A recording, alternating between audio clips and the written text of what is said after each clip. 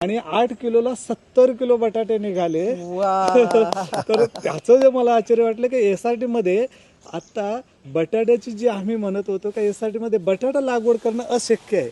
हे फार गमतीशीर प्रकार, अत्यंत महत्त्वाचा, किंबहुना एसआरटीच्या संपूर्ण हिस्ट्रीमधला एक फार वैशिष्ट्यपूर्ण असा टप्पा एका ह्या प्रयोगाने परशुराम भाऊंनी आपल्याला दाखवला आहे.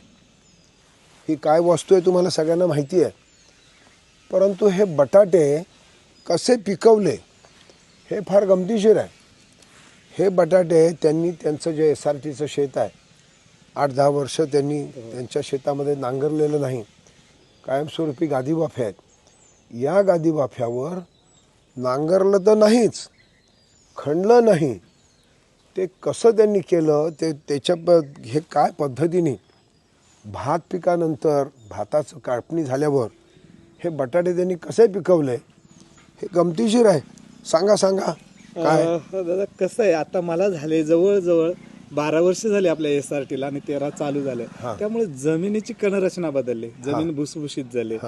तर दादा तुम्ही मला एक व्हिडिओ पाठवलेला एका प्रयोगाद्वारे, तर मी तो व्हिडिओ पाहून मी थोडासा प्रयोग केला की तुमच्याच प्रेरणेने दादा. त्याच्यामध्ये मी लहान लहान बटाटे म्हणजे लहान साईज ज्याला मोड आलेले, मी ह्याच्यापेक्षा लहान साईज ह्या साईजचे बटाटे त्याला मोड आलेले. आणि माझं शेत जेव्हा भात कापतोय आपण ना तेव्हा त्याचा ओलावा राहतोय, टिकून अंग ओलावा राहतोय, कठाणी जमीन. त्याच्यामध्ये मी काय केलं, थोड्याशा जागेला 8 किलो बटाटे आणले आणि ह्या बटाट्यापुरती फक्त त्याला एक छोटासा खड्डा तयार केला लहानसा आणि त्याच्यामध्ये ठेवला. आणि मी कोकणातला शेतकरी असल्यामुळे साहजिकच माझ्याकडे पेंडा असतोय आणि पेंड्याचं जे गुताड असते, गुत बोलतोय आपण, ते वेस्ट असते, तो मी त्यांच्यावर फक्त अंथरलं.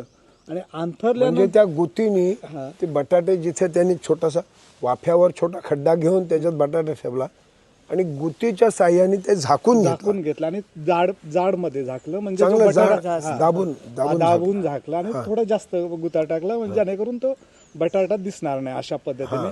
आणि त्याला विशेष म्हणजे मी एकदाही पाणी घेतलेलं नाही,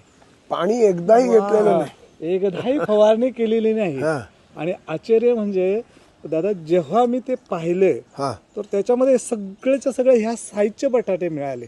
म्हणजे त्याच्यावर म्हणजे त्या गादी वाफ्यावर म्हणजे वरच्यावरच होते. आणि 8 किलोला 70 किलो बटाटे निघाले. तर त्याचं जे मला आश्चर्य वाटलं, कोकणातील प्रत्येक घडामोडींचे लाईव्ह अपडेट पाहण्यासाठी आताच कोकण कटा न्यूजच्या सर्व